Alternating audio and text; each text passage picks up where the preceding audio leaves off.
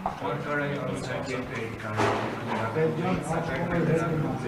թույլ չեն տալիս, հա, գնա տեսնել ինչ իրավիճակի կառուցել, ավարտվեց, ծանոթվեց, ինչպես է պայմանավորվել։ Ասում ենք դրագրողի պետական եկամուտի կոմիտեն դրագրողի չի տավել։ Բայց դա ծերքուրը չէ, հա, չէ, դրագրողների Մարգարայի անցակետը։ Անցակետը մաքսային ծառայության տեսանկյունից այո, բայց այդտեղ կա նաև սահմանափակ ծառայություն, ինչ վերաբերում է լրագրողներին, դա առանձին հարց է, որը մեր օրինացման տեղեկացումն է։ Իսկ որ հայ լրագրողները դիմում են, ձեզ տեղեկացնում են, որ հայ լրագրողները Ես չի ասացի դասից տեղակ չեմ, հայ լրագրողները դիմել են, թե չէ։ Իհարկե դիմել են, Ես տեղակ չեմ դիմել։ Հիմա դիմում ենք, հնարավորություն կա լրատվամիջոցով։ Դա կարծում առանձին հարց է, որ պետք է մենք կառավարություն քննարկվի եւ արձագանքենք։ Ես նման հարցում չեմ ստացել։ Այսինքն թուրք լրագրողները, որ գալիս են քննարկում չի լինում, հիմա հենց հայ լրագրողները դիմում են, ասում եք պետք է։ Եթե հայ լրագրողները դիմեն, թե ինչի համար են դիմում, ես տեղակ չեմ ինչի համար, ինչ պետք է անենք։ Ես տեղակ չեմ աշխատում ենք։ Բայց դուք պետք է թույլտվություն տաք, թե ոչ։ Ես ասացի արդեն։ Ես նոր եկա։ Ես ասացի սահմանային անցակետում մեր գործառույթները սահմանափակվում են մաքսային ծառայության ֆունկցիաներով։ Պարոն Հակոբյան, Բայց դա ենթադրում է, որ որոշակի հատկությունություն պետք է լինի նաև ձեր կողմից։ Հիմա օրինակ եթե գնանք հյուսիսային մաքսատու, պետք է Հա ձեր անհանգստությունը ընդհանրապես նա է, ասում եք կարող ենք մենք էլ գանք այդտեղ օրինակ ինչ որ Չէ, մեր անհանգստությունը ինչու՞ն է, որ լրագրողներին Ես այդ հարցը չեմ կարող պատասխանել, քանի որ իմ տիրույթում չէ ու տեղակ չեմ։ Հիմա որ մենք ուզենանք գնանք հյուսիսային մաքսատուն, էլի պիտի կառավարությանը դիմենք, թե ձեզ։ Հյուսիսային մաքսատուն գաք ինչ անեք այդ հարցը։ Ինչ են անում լրագրողները, պարոն Հակոբյան։ Եթե մեր տիրույթում հարցեր ունեք, ուզում եք օրինակ մաքսային ծառայության գործառույթներին ծանոթանալ, ուզում եք տեսնեք թե մենք ինչպես ենք աշխատում։ Մեզ մարմերի վերանորոգում եք արել, ուզում ենք գանք նկարանենք, տեսնենք ինչ է կատարվում։ Ամեն անգամ Չեմ կարծում դա մեզ պետք է անենք։ Չեմ կարծում դա մեզ խնդիր է, իսկ գանկը պեկի այդ վերանորոգում։ խնդրում եմ համապատասխան ձևով դիմեք մեզ, մենք ձեզ կպատասխանենք։ Համապատասխան ձև Չէ, դե հիմա ուզում եք կոնկրետ նշեք թե ինչ աշխատանքների համար եք ուզում որպեսի հասանելիություն ունենաք, մենք էլ կդիտարկենք եւ ձեր հետ կքննարկենք։ Հիմա որ կառավարությունը թույլ է տվել, Հարգելիս ասեմ կառավարության ձեզ ինչ որ ձև գրություն ուղարկել են, որ այն չափորոշիչները, որ դուք հիմա մեզանից պահանջում եք, հա, ինչ ձևաչափ պետք է անտեղ անեն, ինչ նկարանում պետք է անեն, այդ ձևաչափով ձեզ Հիմա ձեր անհանգստությունը նա է, որ դուք ասում եք ձեզ թույլ չեն տվել, ես ասում դրանից տեղակ չեմ։ Այդ հարցը փակ եք ասում։ Դուք դրանից սկսեցիք։ Ինչա՞ փակ։ Այստեղ քննարկման տեսանկյունից է փակ։ Հիմա քանի որ ինձ եք հարցնում, ասում եք, որ համապատասխան ձևով գրեք, ասեք ինչ եք նկարելու, չէ, ինչ տեսանկարահանում եք իրականացնելու։ Հիմա ես ձեզ հարցնում եմ, այդ նմանատիպ գրություն թուրք լրագրողներից ստացել եք ձեր կառույցը։ Մի հատ պետք է ճշտեմ, բայց հարցում ունեցել ենք, այսինքն կառավարության կողմից համապատասխան հարցում ունեցել ենք եւ այդ կազմակերպվել է համարժեք ձևով։ Թուրքերի համար։ Հարգելիս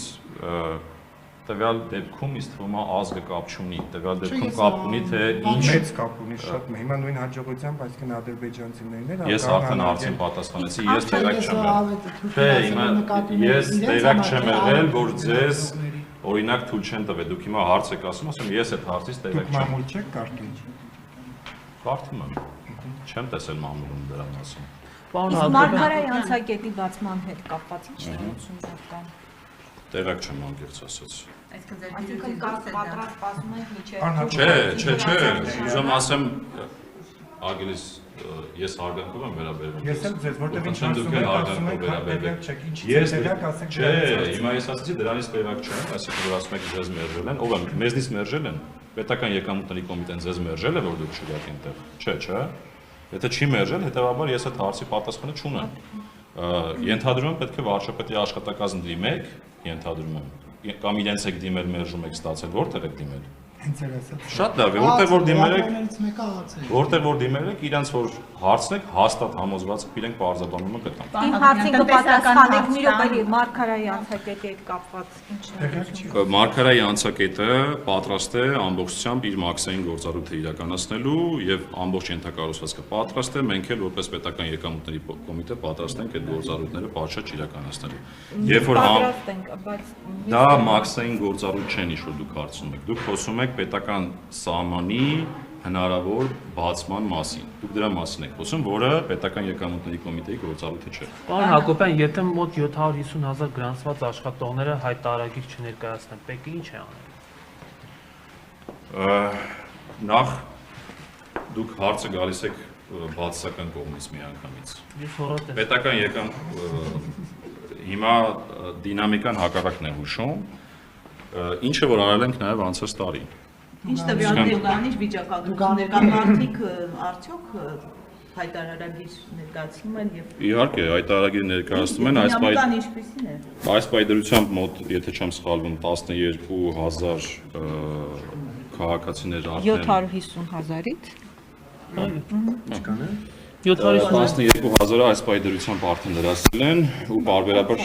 Դա պետական աշխատողներին հանենք, էլի պետական աշխատողները լրացնենք։ Էական չի։ Հիմա ինչու եք հանում, ինչու եք առանձնացնում։ Նա եթե 750,000-ի մասին ենք խոսում, 750,000-ի այս պայդրությամբ 12000-ը դրացել են հայտարարագիրը եւ նաեւ կան բազմաթիվ մարդիկ, ովքեր որ ստացել են սոցիալական կրեդիտ։ Հիմա եթե մոտ 600,000-ը եթե Խնդրում հերթով որպեսզի կարողանան պատասխանել։ 600,000-ը մոտավորապես եթե չլրացնի, ուսման դեռ չի լրացրել։ Ինչ հարկադրանքի միջոցներ կարող եք իրարել։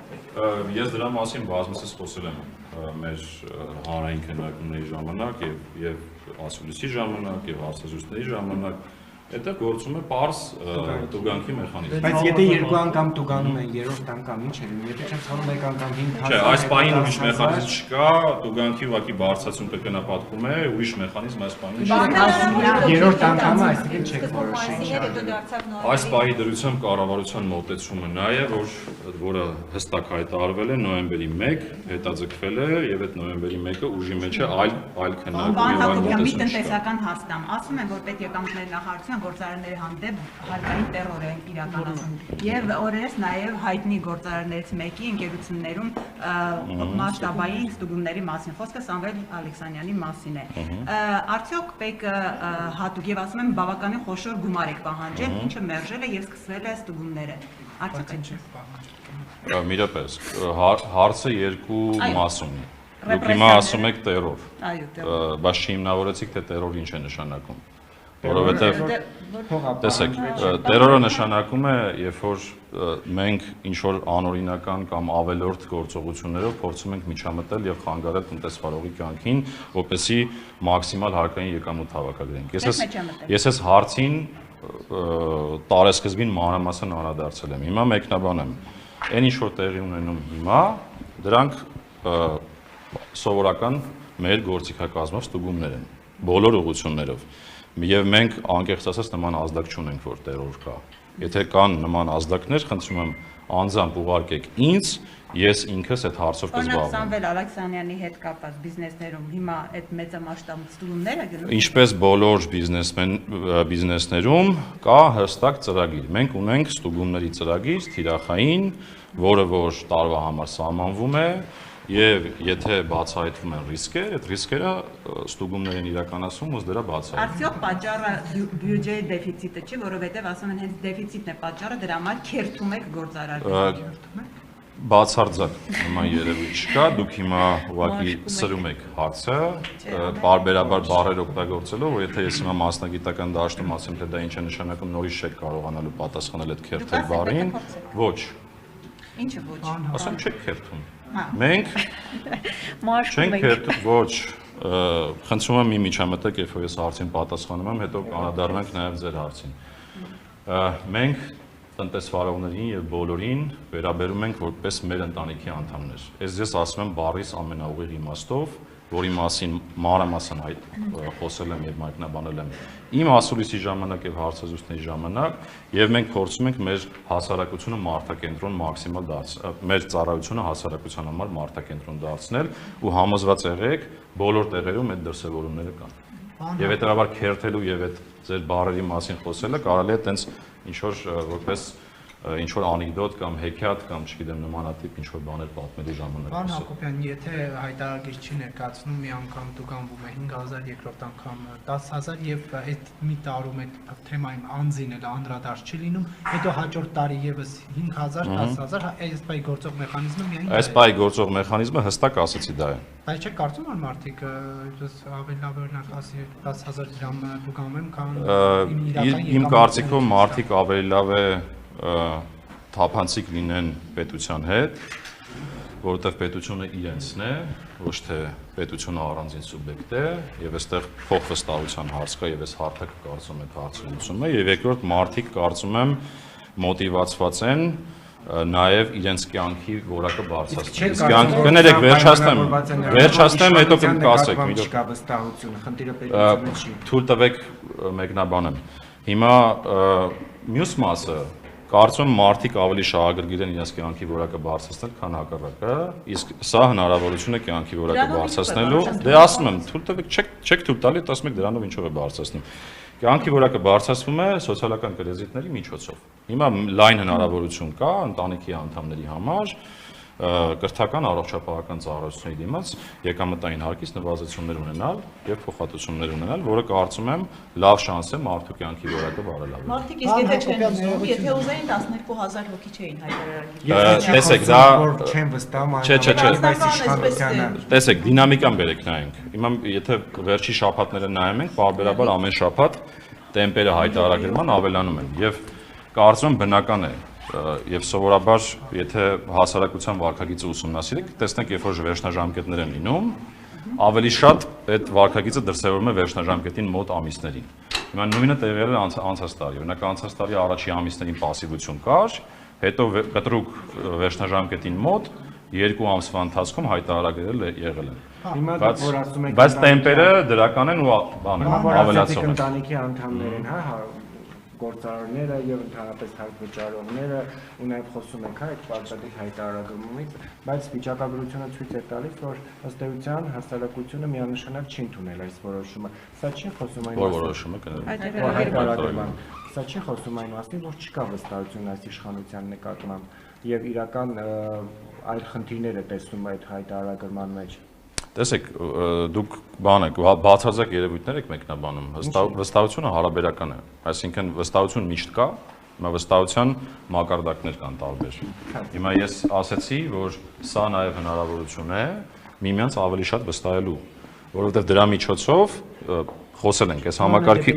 համակարգի, տեսեք, դրանով դուք ինքներդ ձեզ եք վնասում, որովհետև ոնց որ դե այդպես ասեմ, որովհետև դուք կորցնում եք հնարավորություն ոչ միայն կրեդիտներ, մի րոպե տեսեք, մենք համակարգի մասին ենք խոսել, իր նպատակների մասին ենք խոսել։ Երբ որ դուք հայտարարում եք անում, դուք ինքներդ հայտնվում եք կառավարության հոգացության թիրախում։ Ինչա դա նշանակում է, որովհետև կառավարությունը այսօր ձեր մասին տեղեկատվություն չունենալով չի կարողանում սոցիալական այնպիսի քաղաքականություն մշակել, որը շատ ավելի արդյունավետ ու թիրախային է, քան կարող լիներ մինչև դա։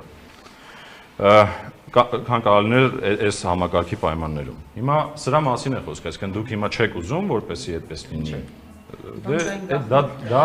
Պարոն Հակոբյան, գուցե թողեք հասարակությունը ինքը որոշի, լինի կամավոր, եթե ուզում են չեն ուզում չլինեն, այսինքն պարտադրանքը միշտ հակառակ էֆեկտն է ծնում։